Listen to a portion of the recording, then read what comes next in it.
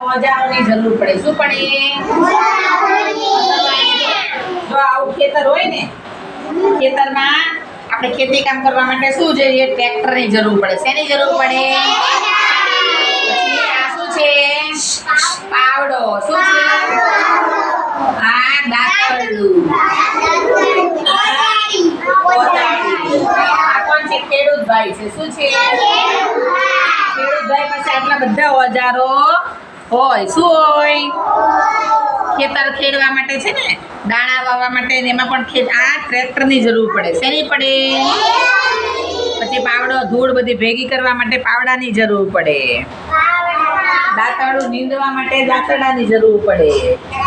અને થોડો ઊંડો ખાડો ખોદવો હોય ને તો કોદાળીની જરૂર પડે. શેની જરૂર પડે?